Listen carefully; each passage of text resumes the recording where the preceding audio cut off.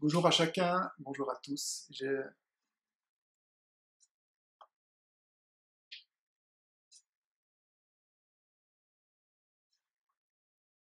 Bonjour à tous, un bonjour tout particulier à tous ceux qui sont restés à la maison pour suivre ce culte et un bonjour à tous ceux qui ont le privilège de se retrouver dans nos locaux à Etup.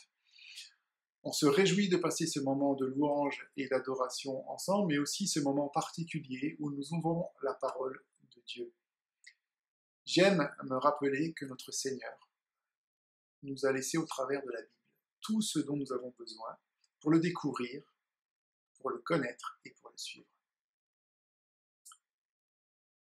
Mais le fruit de l'esprit, c'est l'amour, la joie, la paix, la patience, la bonté, la bienveillance, la foi, la douceur, la maîtrise de soi.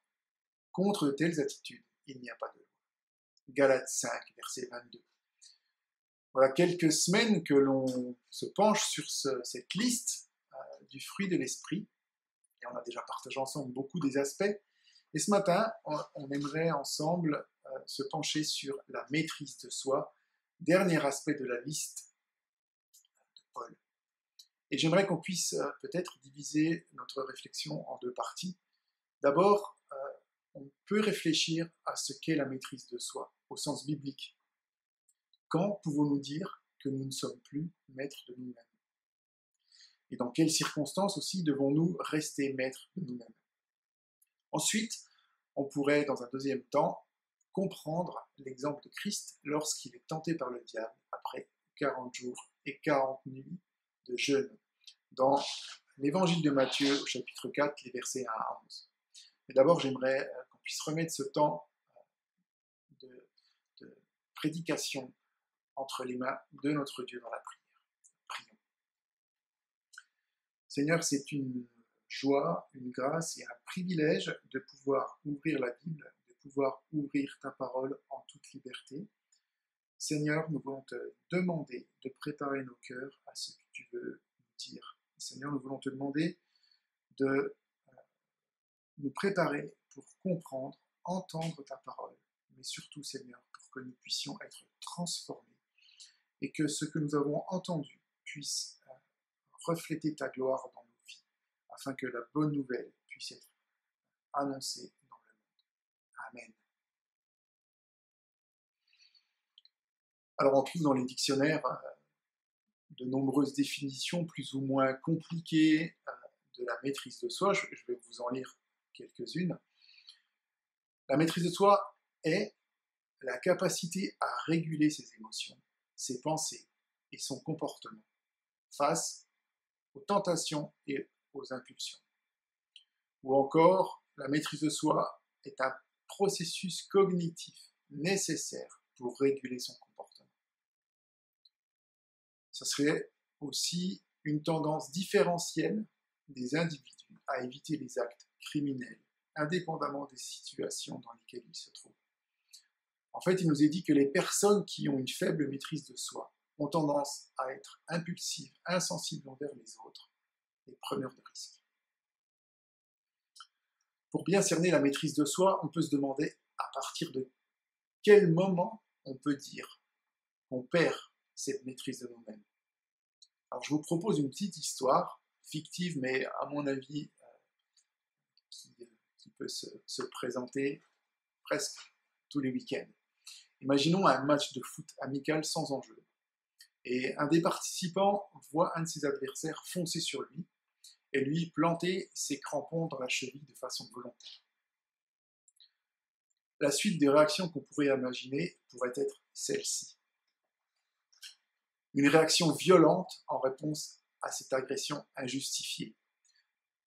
Ou encore une réaction verbale, musclée et désagréable envers le fauteur. Ou encore des pensées de vengeance ou d'élaboration de stratagèmes pour rendre à ce personnage la monnaie de sa pièce. Ou encore de la colère et de la haine à l'encontre de cet individu violent sans raison. Mais dans les versets qui précèdent Galates 5, 22, on peut lire entre autres que les œuvres de la chair sont manifestes. La querelle, les disputes, l'envie de meurtre, la haine et la colère. Dans toutes ces réactions, enchaînées ou non d'ailleurs, tour à tour, émotions, pensées, paroles et actes ne sont plus maîtrisés. Une agression, une injustice déclenchent des réactions qui ne sont pas maîtrisées.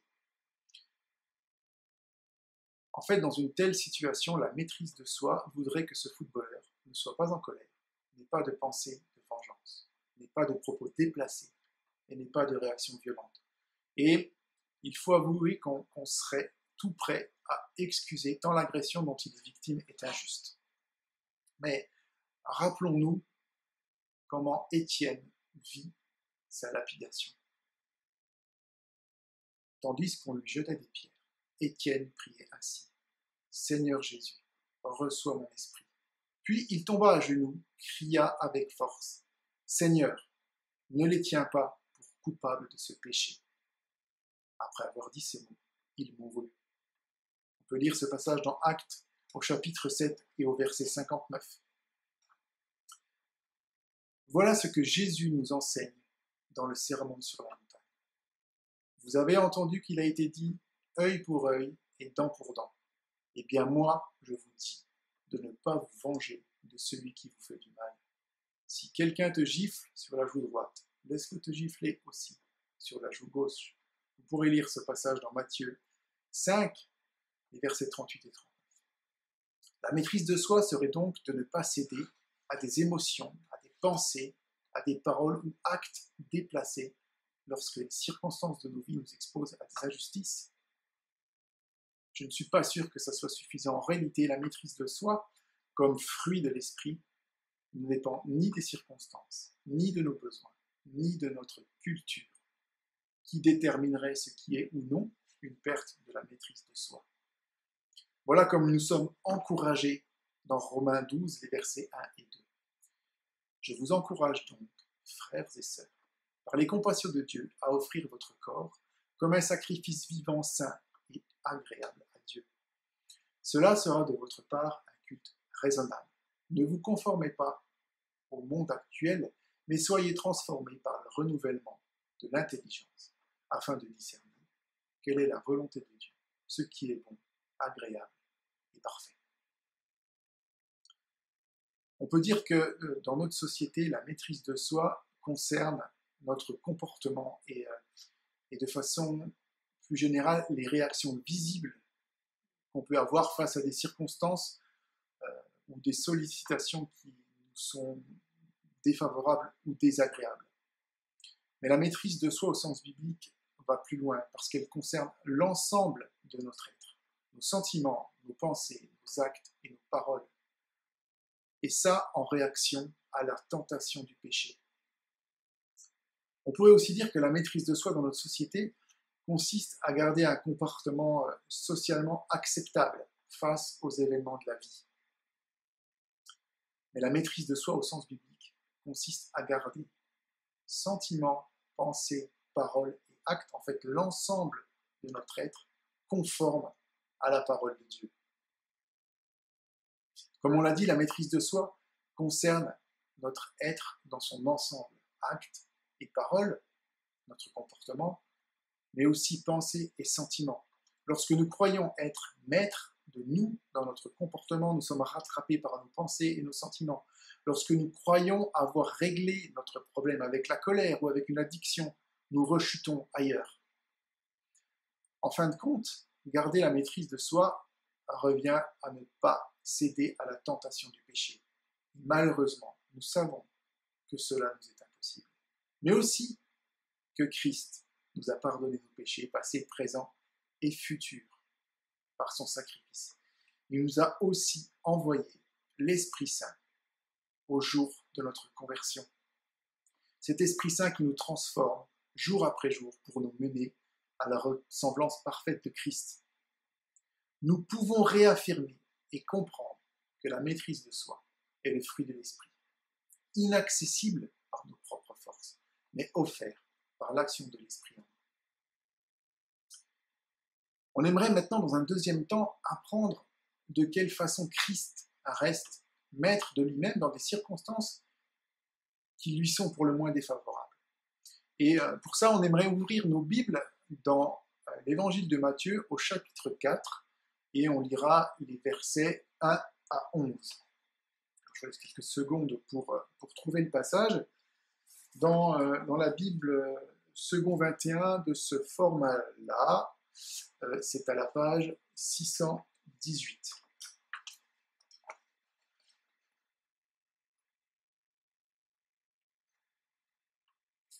Puis Jésus fut emmené par l'Esprit dans le désert pour être tenté par le diable. Après avoir jeûné 40 jours et 40 nuits, il eut faim. Le tentateur s'approcha de lui. « Si tu es le Fils de Dieu, ordonne que ces pierres deviennent des pains. » Jésus répondit, « Il est écrit, l'homme ne vivra pas de pain seulement, mais de toute parole qui sort de la bouche de Dieu. » Le diable le transporta alors dans la ville sainte, le plaça au sommet du temple et lui dit, « Si tu es le Fils de Dieu, jette-toi en bas. En effet, il est écrit, il donnera des ordres à ses anges à ton sujet, et ils te porteront sur les mains, de peur que ton pied ne heurte une pierre. » Jésus lui dit, « Il est aussi écrit, tu ne provoqueras pas le Seigneur, ton Dieu. » Le diable le transporta encore sur une montagne très élevée, lui montra tous les royaumes du monde et leur gloire, et lui dit, « Je te donnerai tout cela si tu te prosternes pour m'adorer. » Jésus lui dit alors, « Retire-toi, Satan. En effet, il est écrit, c'est le Seigneur, ton Dieu, que tu adoreras, et c'est lui seul que tu serviras. » Alors, le diable le laissa, et voici que des anges s'approchèrent de Jésus et le servirent.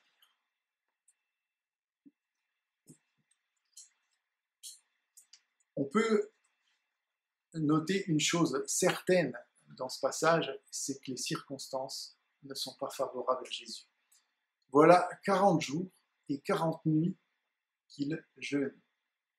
Il est alors évident que son corps réclame de la nourriture et que ses pensées, avec la souffrance, doivent être aussi tournées vers cette faim. La souffrance physique est réelle, la souffrance psychologique est réelle. Et par-dessus tout ça, Satan se charge d'appuyer là où ça fait mal, afin que Christ, en fait, cède à la tentation. Et dans ces circonstances particulières, que Christ perde la maîtrise de lui-même. Jésus, dans son humanité, va garder la maîtrise de lui à 3 niveaux. À la première proposition de Satan, il ne va pas céder à la tentation charnelle. Nous, en tant qu'hommes déchus, nous voulons satisfaire à notre propre chair. Christ ne cédera pas et gardera la maîtrise de lui-même. À la deuxième proposition de Satan, il ne va pas céder à la tentation d'indépendance. Nous, en tant qu'hommes déchus, nous voulons notre indépendance par rapport à Dieu. Christ restera dans la dépendance à son Père. À la troisième proposition de Satan, Christ ne va pas céder à la tentation de gloire et de pouvoir. Nous, en tant qu'hommes déchus, nous voulons la place de Dieu. Christ, lui, restera soumis à Dieu le Père.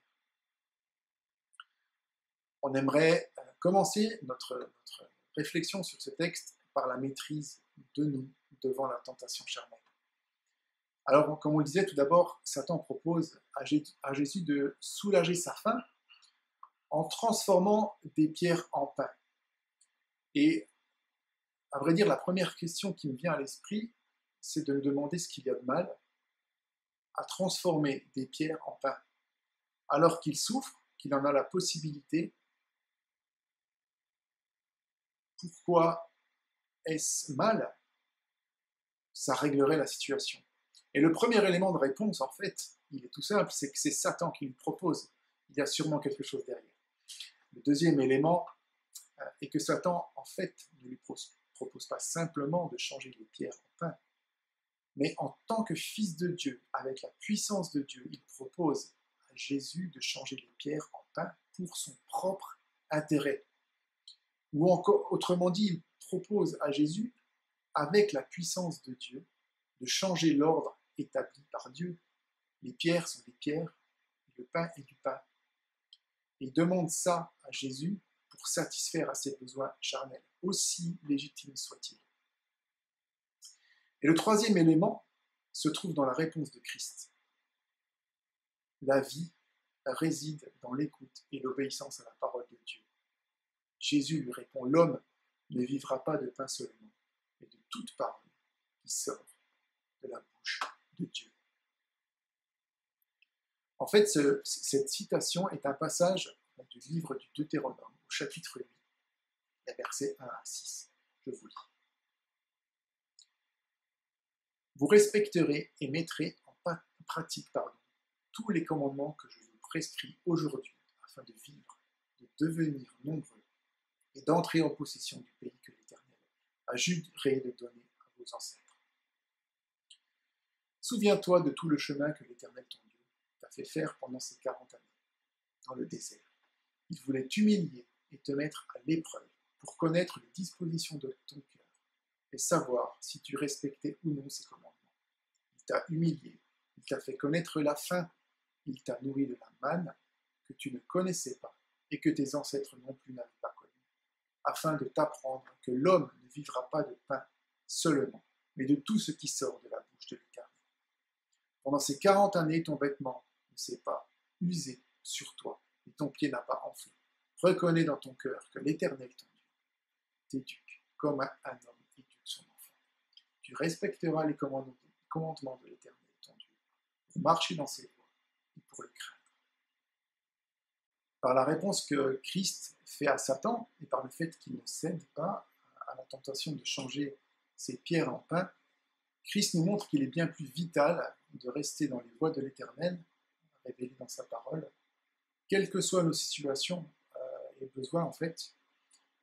Donc il est bien plus vital de rester dans les voies de l'Éternel plutôt que de satisfaire à notre propre chair. Et d'y satisfaire sans se soucier de savoir si nous perdons la maîtrise de nous-mêmes au regard de la volonté de Dieu. Par son sacrifice, Christ nous a ouvert les portes du pays promis. Nous avons une espérance d'éternité à ses côtés, et par nos vies, nous voulons marcher dans ses voies, parce que nous savons que Dieu nous accompagne dans le désert jusqu'à bon port. Notre footballeur du début, dans ses réactions pour le moins inappropriées, veut défendre et garder sa santé, même si son attitude n'est pas permise. D'ailleurs, dans le péché originel, Adam et Ève ont cédé à leur désir de consommer du fruit de l'arbre défendu, au mépris de ce que Dieu leur a ordonné. Pour ne pas céder à la tentation et perdre la maîtrise de soi, rappelons-nous que la volonté de Dieu est bonne pour nous. Devant la deuxième sollicitation de Satan, Christ ne cède pas à la tentation d'indépendance. C'est pourtant quelque chose auquel nous avons tendance à céder.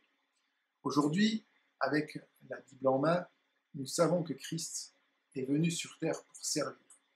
Il est venu sur terre pour donner sa vie. Il est venu pour accomplir la loi et être soumis en toutes choses à Dieu le Père. D'ailleurs, tout au long de son ministère, Christ va démontrer sa dépendance et sa soumission à Dieu.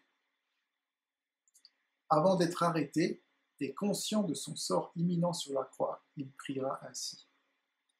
Puis, il avança de quelques pas, se jeta le visage contre terre et fit cette prière. Mon Père, si cela est possible, que cette coupe s'éloigne de moi. Toutefois, non pas ce que je veux, mais ce que tu veux. Vous pourrez retrouver ce passage dans l'évangile de Matthieu au chapitre 26 et au verset 39. Dans le verset 5 de notre passage, Satan est en train de proposer à Christ d'user de son statut de fils de Dieu pour mettre à son service les anges en dépit de la mission pour laquelle il est venu. Satan veut que Christ soit servi plutôt qu'il ne serve. Il veut que Christ laisse entendre qu'il sait mieux que Dieu ce qui est bien pour lui. Il veut que Christ montre son indépendance par rapport à Dieu. Il veut que Christ désobéisse au Père. En fait, la réponse de Christ fait référence au passage de Massa et Mériba, où le peuple met en doute la présence de Dieu et le bien fondé de sa présence dans le désert, parce qu'ils ont soif.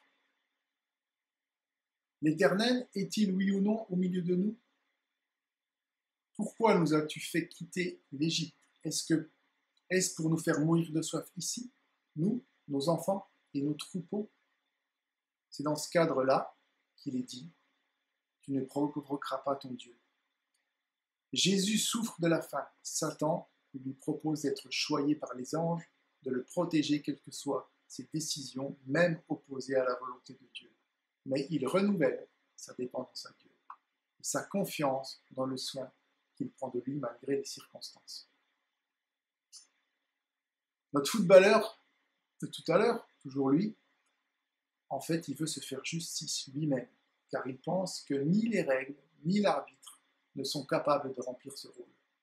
Dans le péché originel, Adam et Ève ont cédé à leur désir de consommer du fruit de l'arbre défendu, en offrant leur confiance à un autre pour gagner leur indépendance par rapport à Dieu. Pour garder la maîtrise de soi et ne pas céder à la tentation, restons dans notre dépendance à Dieu. La troisième sollicitation de Satan est là pour pousser Christ à céder à la tentation du pouvoir. Dans sa dernière tentative, Satan propose à Jésus de subtiliser le pouvoir à Dieu de deux façons. Tout d'abord en prenant lui-même le pouvoir sur les royaumes de ce monde, et deuxièmement en adorant Satan lui-même. Dieu n'aurait ainsi plus le pouvoir, mais en plus on ne lui reconnaîtrait plus, car l'adoration en serait détournée sur quelqu'un d'autre. Et j'utilise le conditionnel pour cela. Satan propose à Jésus de dominer et non de servir, et d'adorer un autre que son Père. Et on peut lire dans Matthieu 22, au verset 37 à 40, la réponse que Jésus fait à un pharisien sur les commandements que Dieu a donnés. Jésus lui répondit, « Tu aimeras le Seigneur ton Dieu de tout ton cœur, de toute ton âme et de toute ta pensée. C'est là le commandement, le plus grand et le plus important. Et il y en a un second qui lui est semblable. Tu aimeras ton prochain comme toi-même.